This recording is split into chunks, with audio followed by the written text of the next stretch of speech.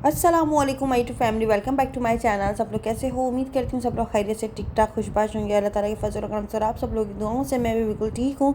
और यहाँ पर ना ये सुबह सुबह का टाइम है, तकरीबन सुबह के 7 बज रहे थे। और यहाँ पर जो है ना फिर मैं अपने कामों में लग गई थी। सुबह सुबह उठने का बिल्कुल भी दिल नहीं कर रहा होता आजकल, क्योंकि आप लोगों को पता है कि सर्दियाँ बस शुरू हो चुकी हैं। तो बस ये है कि एसी तो हमारे बंद हो गए, तकरीबन 1 महीना हो गया उसको। लेकिन अब ये होता है कभी कभार पंखे भी बंद करके हम लोग अपना रह रहे होते हैं। लेकिन ये होता है कि सुबह उठने में इतनी ज़्यादा कुछ सुस्ती आ रही होती है कि बस क्या ही बताऊँ। स्कूल टाइम में मुझे याद आता है कि मेरे बहुत ज़्यादा ना बस ये होता था कि अम्मी मुझे उठाती थी और फिर मैं दोबारा से जो है ना कंबल ओढ़ के सो जाया करती थी। तो खैर एक वक्त वो था जब उठा नहीं जाता था और हम सो जाया करते थे। और अब ये है कि अब कोई उठाने वाला भी नहीं होता, तो हम फिर भी अपने टाइम से अपनी ज़िम्मेदारी से उठ करना अपने घर के काम वाम में लग जाते हैं। खैर वक्त वक्त की बात होती है ये भी। तो आज सुबह के टाइम पे लाइट आ रही थी, तो मैंने बोला चलो अच्छा मौका है अभी मशीन लगा ली जाए, क्योंकि अभी काफ़ी दिनों से कुछ इस तरह से चल रहा है कि पूरा दिन लाइट नहीं होती है और फिर शाम को लाइट देते हैं तो फिर लाइट नहीं जाती है। मतलब पता नहीं क्या काम चल रहा है, क्या चक्कर है, समझ ही नहीं आ रहा। ये अभी तक सेट ही होकर नहीं दे रहा है काम जो भी है।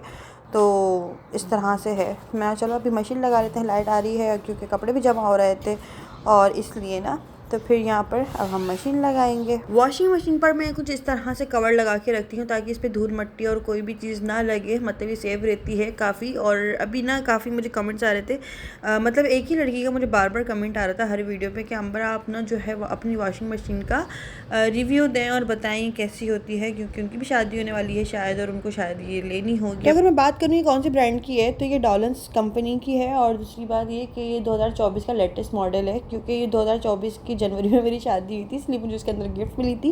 ये लेटेस्ट मॉडल ही दिया था मुझे। दूसरी बात ये काफ़ी मुनासिब और अच्छी है। काफ़ी लोग इसको महंगा भी समझते हैं, लेकिन ये इतनी महंगी होती नहीं है जितना लोग समझ रहे होते हैं इसको। और काफ़ी लोग इसको यूज़ करते हैं, सबके एक्सपीरियंस अच्छे रहते हैं। तो मेरा एक्सपीरियंस भी बहुत अच्छा है।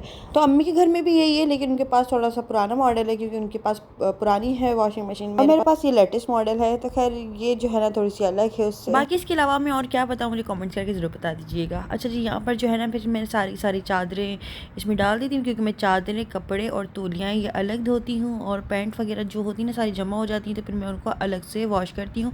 तो तकरीबन ये अच्छा इसमें ये होता है कि ये पानी बहुत ज़्यादा लेती है। जो कराची वाले लोग हैं ना उनके ज़ाहिर घरों में पानी के बड़े मसले रहते हैं।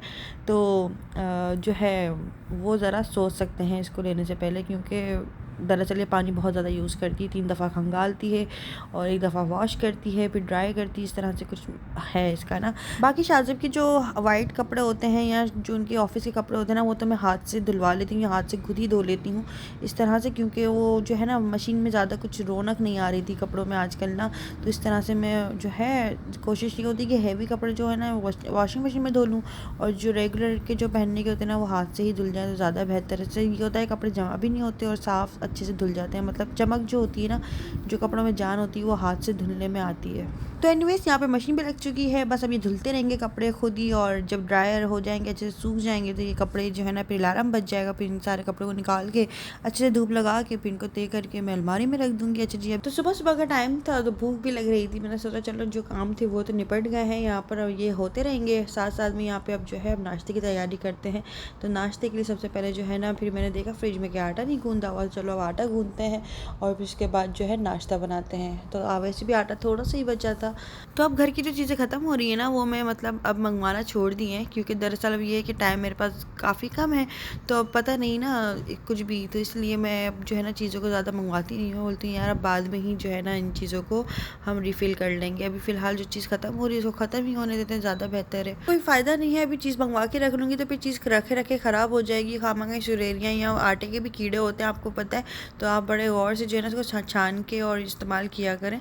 तो खैर अब इसलिए ना मैं कम आटा मंगवाती हूँ। दूसरा बात ये कि जो खुश्की होती है ना वो मैं फ्रिज में रखती हूँ। काफ़ी लोगों के इस तरह से कमेंट्स थे कि अंबर खुश्की और जो है सूखे मसाले आप फ्रिज में क्यों रखती हो? तो इसलिए क्योंकि उसमें सुरेरियाँ और कीड़े पड़ने का डर होता है, इस वजह से। गर्मियाँ थी तो काफ़ी ज़्यादा अजीब मतलब वो रहता है इन चीज़ों में, कीड़े और सुरेरियाँ और ये जो है ना लग जाने का डर होता है। बाकी सर्दियों में तो आप कहीं बाहर भी रख लो तो कोई मसला वाली बात नहीं है।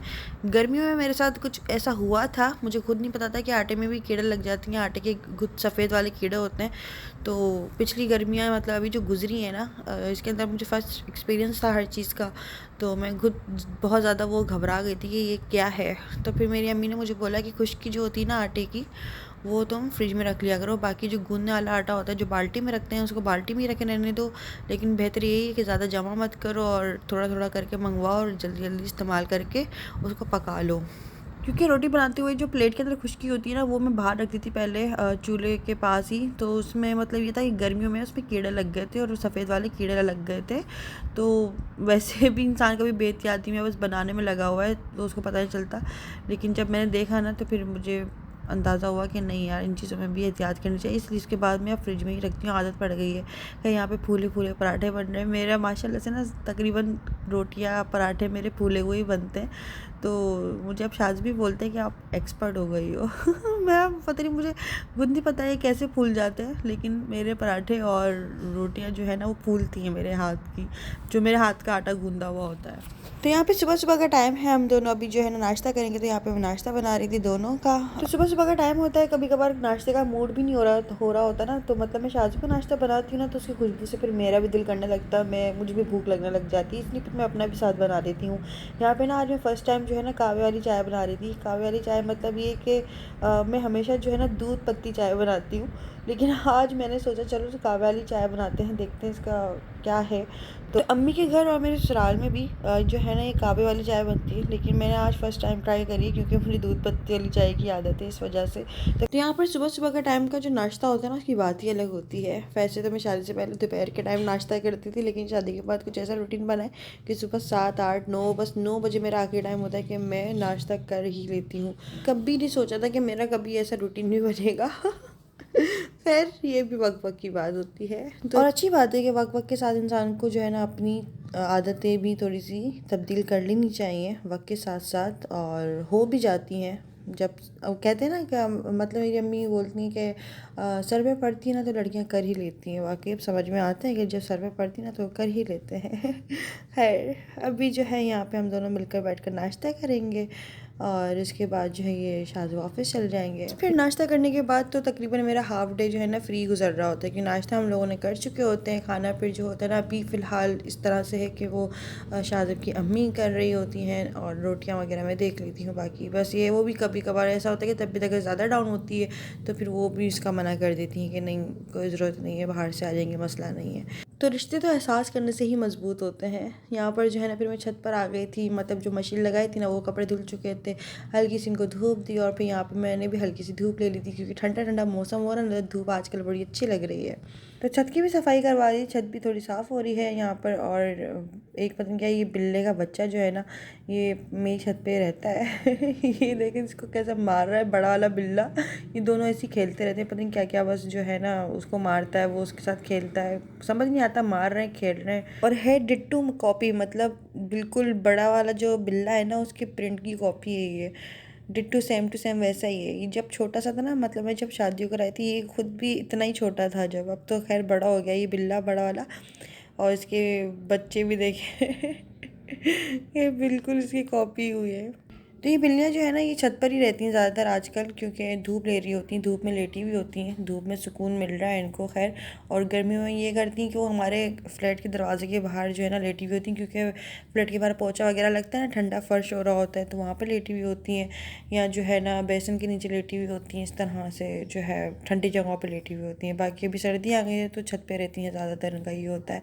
तो खैर ये वाली छत भी साफ़ हो रही थी और जो मैट आती है ना यहाँ पर वो हाथ से कुछ कपड़े धो रही थी, हाथ से धुलवाने थे कुछ कपड़े, तो वो जो है ना हाथ से धो देती हैं। तो मैं भी साथ ही बैठ गई थी, मैं भी जो है ना यहाँ पर बातें कर रही थी। यहाँ पे फिर मैंने छत पर ही नमाज़ अदा करी है, फिर मैं नीचे आई तो यहाँ पर जो है ना अम्मी ने बनाए हुए थे चावल, आलू मटर के चावल बनाए हुए थे। तो घर में हम दोनों ही ज़्यादा शौक से खाते हैं चावल और आलू मटर के, तो ख़ास तौर पे। बाकी जो जेंट्स के लिए ना फिर अम्मी कुछ दाल या कुछ सब्ज़ी या इस तरह के सालन टाइप की कोई चीज़ बनाती हैं, उनके लिए अलग से कोई चीज़ बनती है। बाकी अम्मी ने ना अपने लिए और मेरे लिए जो है यहाँ पर आलू मटर के चावल बना लिए थे। तो इस तरह से चावल लेकर आई थी, इनको पता है कि मुझे हरी मिर्ची बड़ी पसंद है, तो साथ में हरी मिर्ची भी रख कर लेकर आई थी। कहने लगी कि अगर और खाने हो तो वहाँ से ले लेना, ये अभी गर्म है, इसको खा लो, भूखी मत रहा करो। तो इस तरह से ना मेरा बहुत ज़्यादा ख्याल रखती हैं अम्मी। फिर उसके बाद मेरी अम्मी का फ़ोन आता है, उन्होंने कहा कि ना जो है हम आ रहे हैं, शनाज आंटी आई हुई हैं घर पे, उनको कार्ड देना है तुम्हारे घर पर, तो इसलिए हम आ रहे हैं। मैंने बोला चलो ठीक है आ जाओ जल्दी से। तो वैसे भी मेरा ना वॉकिंग डिस्टेंस पर ही है अम्मी का घर, तो फिर ये दोनों पैदल ही आ गए थे।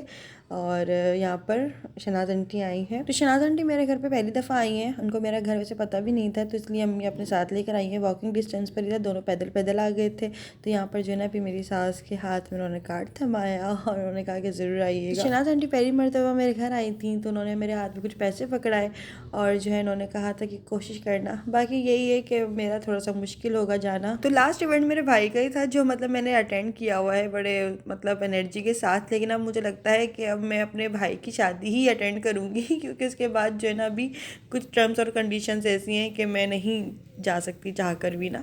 तो खैर अभी जो है शाजिब भी आ चुके थे यहाँ पे। हाँ, अल्लाह का शुक्र है, ठीक ठाक। आज मैंने शबाना से कहा जब कितने अर्से बाद है ना हम पैदल चल रहे हैं। अच्छा। हमारे ना पैदल नहीं शनाज कितने सालों बाद पैदल चल रहे हैं। हम पैदल जाते थे स्कूल। तो जैसे कि आप लोगों को पता है ये तो दोनों चाइल्डहुड फ्रेंड हैं और मतलब स्कूल भी साथ जाते थे और कॉलेज भी तो अम्मी यही कह रही थी कि हम इतने सालों बाद जो है ना पैदल चलें, तो हमें अपने स्कूल के दिन याद आ गए कि हम कैसे जाया करते थे बातें करते हुए, और हमारा स्कूल बहुत दूर था। तो यहाँ पे खैर एक ये वाली बातें हो रही थी। दोस्ती तो ना भाई मेरी अम्मी और शनाज आंटी ने निभाई है, माशाल्लाह माशाल्लाह माशाल्लाह, अल्लाह पाक नजर बद से बचाए। लेकिन आजकल के दौर में इस तरह की दोस्तियाँ नहीं मिलती, और ये चीज़ ना दोनों तरफ से होती है। मतलब ये नहीं कि एक ही बंदा जो है ना दोस्ती निभाई जा रहा है और दूसरा उसकी काट करे जा रहा है। खैर यहाँ पर जो है ना फिर शाजिब जल्दी जल्दी गए और फिर बाहर से ना जो है मतलब बिरयानी और सालन कौरमा लेकर आ गए थे। आजकल ना सर्दियाँ आ गई ना, अब गैस का भी बड़ा मसला रहता है, पूरा पूरा दिन गैस नहीं होती और बिल्कुल भी नहीं होती है, तो बड़ा इशू चल रहा है भाई इन सब चीज़ों का भी। खीर चटाई पे पिस्ते रखे हुए बहुत सारी डिशें थी और सब में डालने थे ना, तो ये एक में ही डाले आ रही, तो मैंने कहा कम कम डालो। अब जो तबाही मची है यूट्यूब पे, मैंने कहा ये थप्पड़ नहीं होता है, मैंने कहा मेरे सामने आए मैंने बताऊँ वो थप्पड़ होता है। ये तो हम अपन ऐसे ही कर लेते हैं, इसको बोलते हैं बात का पतंगड़। हाँ बात का जो पता बच्चों जैसे गलती कर तो यहाँ पर चल रही हैं तीनों की बातें माशाल्लाह से। अभी जो है ज़ाहिर है अभी जो भी कोई कार्ड देने आते थे फिर से यही बातें हो रही थी, हाँ भाई तैयारी हो गई और क्या रहता है और क्या रह गया है, अच्छा ये वो, मतलब ज़ाहिर है काफ़ी टाइम से इस तरह से चीज़ों का शोर मच रहा होता है, शादी होने वाली शादी होने वाली शादी होने वाली। फिर एक टाइम वो आता है कि वलीमा भी हो जाता है, खाना भी खा लेते, सब लोग अपने अपने घर चले जाते हैं। फिर बंदा घर जाके बोलता है यार इतने टाइम से शोर मच रहा था कि शादी होने वाली, अब शादी भी हो गई है और सब लोग अपने अपने घर भी चले गए। क्योंकि ज़ाहिर है जब मेरी शादी होने वाली थी ना, तो मेरा तो कुछ ऐसा हुआ था कि डेट फिक्स हुई और डेट फिक्स के तकरीबन 4-5 महीने बाद ही शादी थी। तो 4-5 महीने तक तो ऐसे शोर मचता रहा, शादी होने वाली है, ये रहता है वो रहता है ये वो, मतलब काफ़ी इन चीज़ों का रहता है। कार्ड बंटने हैं, सबसे जो एक मेन काम होता है ये कार्ड वाला भी होता है। कोई रह जाता है तो फिर वो नाराज़ हो जाता है। तो मेरी डेट फिक्स जो हुई थी ना, वो तो मेरी बात पक्की में ही हो गई थी। मतलब मेरी बात पक्की जो है शादी से 4-5 महीने पहले हुई, उसी के अंदर डेट फिक्स कर दी थी बड़ों ने। और फिर जो डेट फिक्स करी थी उसके अंदर हॉल नहीं मिले। तो हमारी जो शादी की डेट थी ना, वो तो हॉल वालों ने डिसाइड करी थी कि भाई जनवरी, वैसे दिसंबर में रखा था मेरे घर वालों ने और शादी के घर वालों ने, लेकिन जो है फिर वो हॉल ना मिलने के चक्कर में फिर वो जनवरी की स्टार्टिंग में चले गई थी। 1 जनवरी को जैसे इस तरह से शादी शुरू हुई थी, इस तरह से मतलब हुआ था। लेकिन लोगों क्या होता है कि सारे हॉल वॉल बुक हो जाते हैं, डेट भी फिक्स हो जाती है, सब कुछ मतलब डिसाइड हुआ हुआ होता है कि इस जगह पे बारात होनी, इस जगह पे वलीमा होना, फिर उसके बाद डेट फिक्स की तकरीब रखते हैं। तो वो तो एक ऐसी रस्म, एज आ रस्म आप उसको कह लो। लेकिन अगर प्रॉपर डेट फिक्स डे की अगर बात की जाए ना, तो उसमें ये होता है कि कुछ भी डिसाइड नहीं हुआ हुआ होता। सारी फैमिलीज मतलब दोनों फैमिलीज के बड़े बड़े बैठते हैं और फिर डिसाइड करते हैं कि कौन सा हॉल, कौन सा महीना, कौन सा साल, कौन सा दिन, कौन सी तारीख जो है ना अच्छी रहेगी। बाकी फिर सब जो मुनासिब होता है वो डेट फिक्स होती है, तो वो उसको डेट फिक्स बोला जाता है प्रॉपर ना।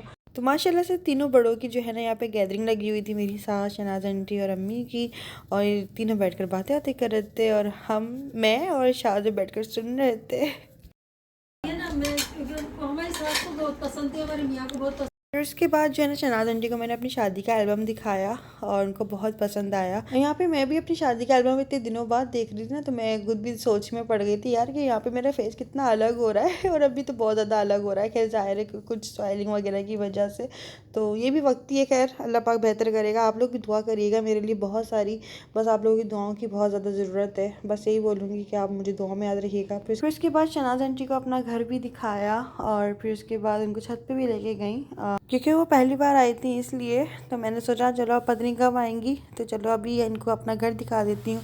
साथ साथ में भी शादी किया, मैं इनको छत पे भी लेके गई, इनको छत भी दिखाई, और जो है ना इनको बहुत पसंद आया सब कुछ ना, बहुत सारी दुआएं भी दी शनाज आंटी ने। और ये है छत वाला कमरा। तो खैर आज का वीडियो आप लोगों को कैसा लगा मुझे कमेंट्स करके ज़रूर बताइएगा। वीडियो अच्छा लगा तो वीडियो को लाइक कर लीजिएगा, चैनल को सब्सक्राइब कर लीजिएगा अभी तक नहीं किया है तो। बाकी मुझे दुआ में याद रखिएगा, अपना बहुत सारा ख्याल रखिएगा। मुझे दीजिए इजाज़त और फिर मिलते हैं नेक्स्ट वीडियो में। जब तक के लिए अल्लाह हाफ़िज़, खुदा हाफ़िज़, बाय बाय।